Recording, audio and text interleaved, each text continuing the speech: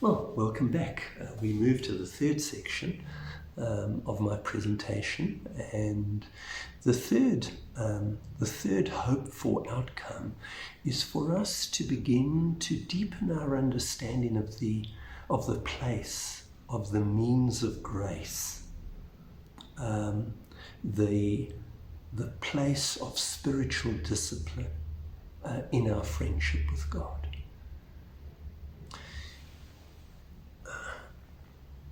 When we talk about growing our friendship with God, when we talk about growing as a disciple of Jesus Christ, when we talk about growing or deepening our friendship with Jesus, I think that we've got three options.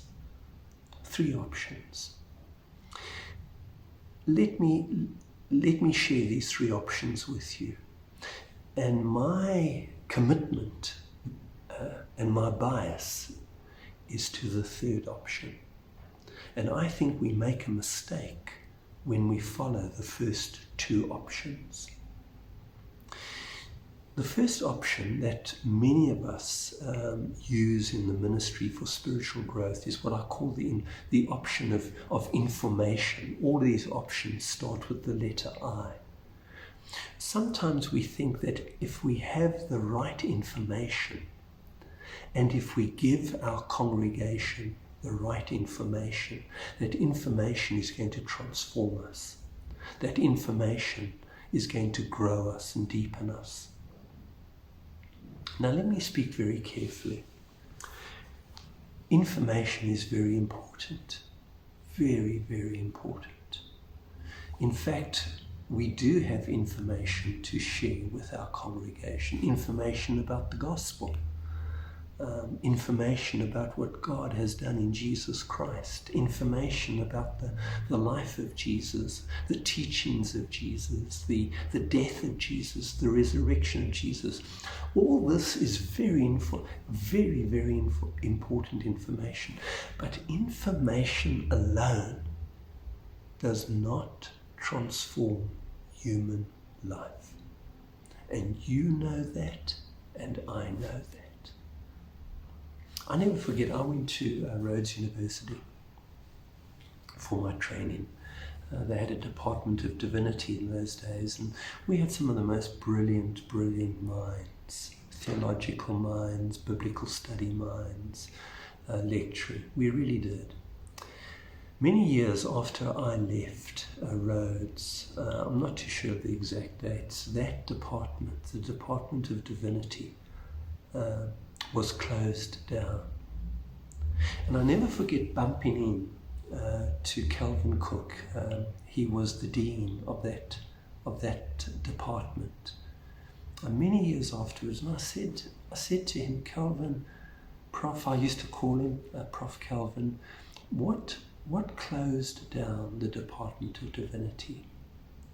And I was so struck by his answer. He said, that department could never ever get on with each other. It was riddled with conflict. And in the end, he said to me, God's judgment rested upon it, and it was closed down.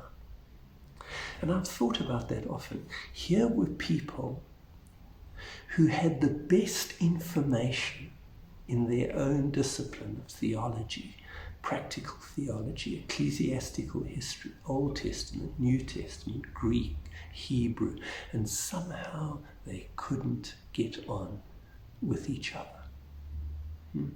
Information itself does not transform the human self. I think the second option that many of us follow, I think this is very popular very often, is the option of inspiration. Somehow we think, that if we, really inspire people, and we have inspirational worship, and we have inspirational experiences, that somehow inspiration is going to change the human heart. Now again, I want to speak very, very carefully. I think inspirational experiences are important. They really are. But they don't transform the human heart. And you know that, and I know that.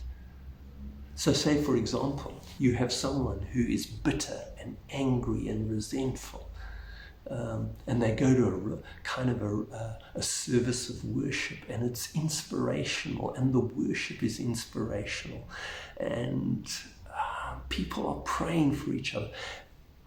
That person who was angry and bitter could have a very inspiring experience, but I highly doubt whether that experience by itself will transform that embittered, angry, resentful heart. I don't think inspiration does it. I think it's wonderful. I wouldn't be talking to you right now if I had not had some real inspirational experiences along the way. But I also know that inspiration is seriously limited when it comes to transformation. My third option, the third eye, it's not information, not inspiration. Here's my third eye. It's interaction.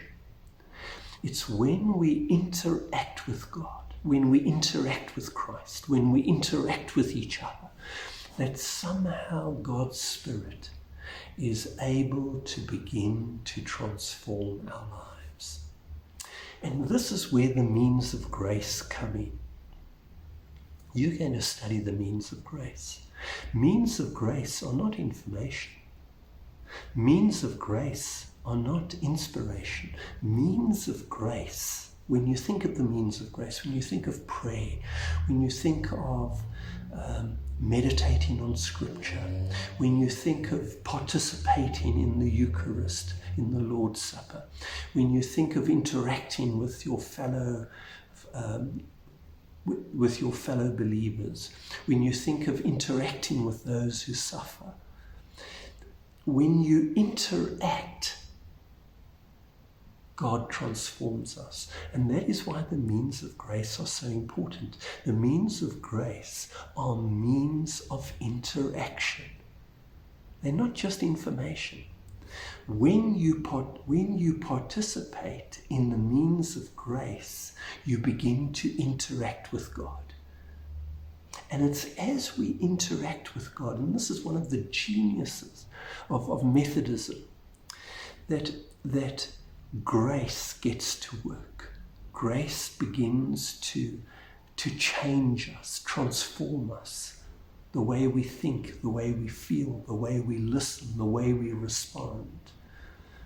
The means of grace are exactly that. They open our lives up to God's transforming grace. They give God's grace access into our lives so that we can be transformed. Means of grace are not, we're not trying to earn our salvation. Salvation is not earned. Means of grace simply provide openings, as it were, for the grace of God that saves us to enter our lives and begin to transform us. And that is why, for example, when you read the book Friendship with God, which is one of the, it's the book that I wrote and which is part of the reading list for this book, you will notice that throughout that book there are exercises. Exercises are something that we do. That book is not just to be read. It's a book that I wrote to invite you into interaction, not just to give you information, not just to inspire you, to bring about in your life a deep, deep interaction with Christ. So perhaps you want to maybe just switch off the video a bit and maybe for a while just think of the different means of grace. Maybe make a note of all the different means of grace that there are, spiritual disciplines. And maybe you can just think a little bit of how these spiritual disciplines, how these spiritual practices, how these means of grace, how they facilitate interaction with the living God so that our lives can be transformed. Can I invite you just to think about that for a while, and then we'll come back for the last, for our last session together. Welcome back. The last outcome that we have for this project, the third project on spiritual disciplines, is to see community as a means of grace. Remember what I said earlier. God doesn't offer us any private salvation deals. The biggest danger when we talk about spirituality is to privatize it. Christian spirituality is not a privatized spirituality. It is a social spirituality. One of the images that I like is that when I open my life up to the friendship of Christ, but with faith and repentance, and I open my life up to the friendship that God offers me in Jesus Christ. When Christ enters my life, Christ never comes alone. He never comes alone. He's got his arms around his brothers and sisters, and he brings his brothers and sisters with him into our lives. And so from the very moment of our conversion, our lives are immersed in the community with other friends of Jesus. We do not walk this road on our own. We walk it together with all the other friends that Jesus has. I want to say two things about community as a means of grace that I hope you find helpful. On the one hand, when we truly live in community with Christ and with Christ's friends within the local congregation, we need to realize that it's a community made up of recovering sinners. It's not a community made up of perfect people. I remember, this is just an illustration, I've got two kids, Mark, my son. I remember when I took him to Port Elizabeth. This was many years ago when he was about 6 or 7 years of age. I took him on a bus going down Cape Road. And on this bus, we were sitting on this bus, and on this bus there was another person who had a terrible sniff. Terrible sniff. I'm not going to imitate the sniff, but it was this guy was kind of sniffing, and you could hear the sniff. And I think Mark was really, don't know what the word would be, he was kind of put off by this guy sniffing. And so he said to me, "Dad, can't we ask this guy to get off the bus?" And I said to my son, "Mark, if we're going to travel on this bus, we are stuck with this guy who sniffs." Now, for me, that's a little bit of a parable. You know, when I enter into friendship with Christ, when I get on the bus with Christ, the bus that Christ is driving, there are people on that bus who sniff. No one's perfect. And can I say something? You sniff as well, and I sniff as well. We are recovering sinners. We're not joined together with perfect people. And that is why the local congregation is a very, very messy place. And we mustn't be shocked by that. And grace is at work in the mess.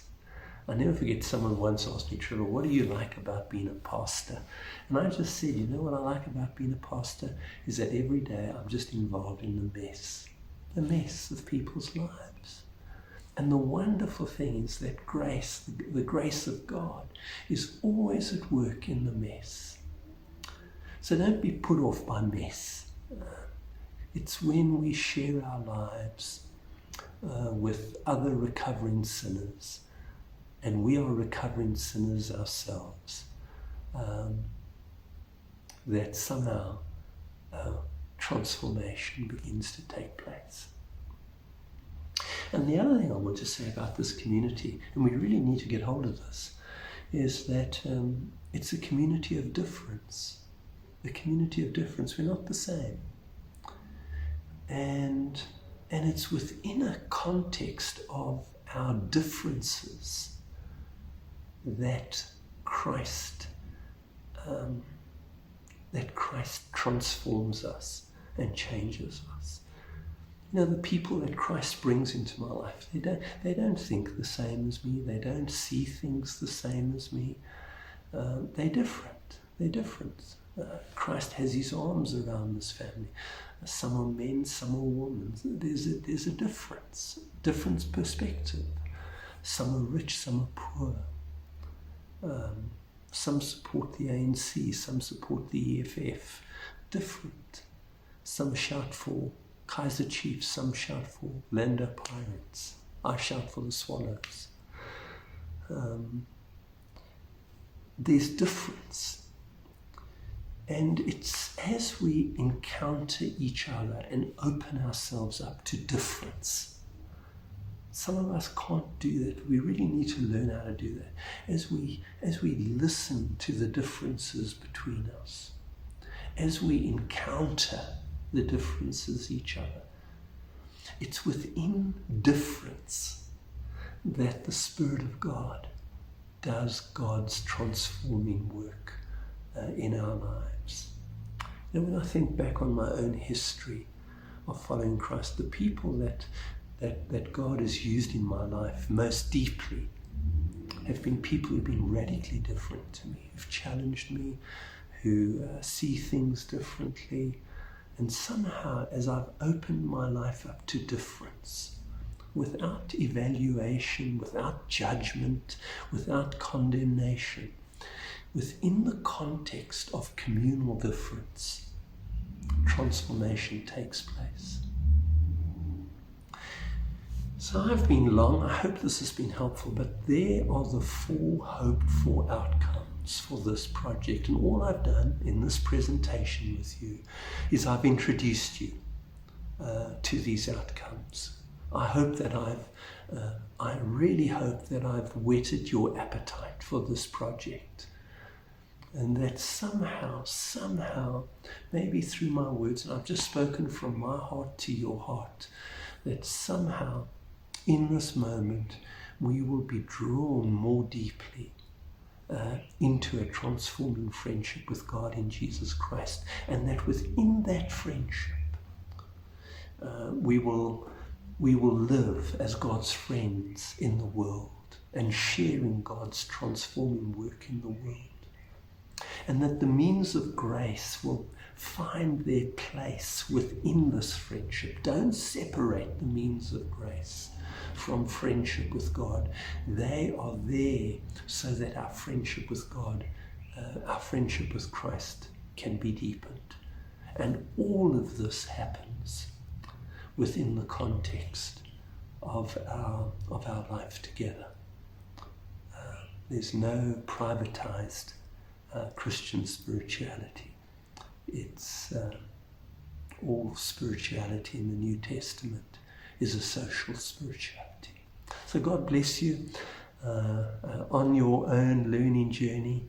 I look back now today over many years in the Methodist ministry, and it's been one of the greatest gifts of grace that I've received, and to have been able to serve God's people in some small way has been a wonderful adventure, and I hope that you discover it to be a privilege and an adventure as well. So God bless you.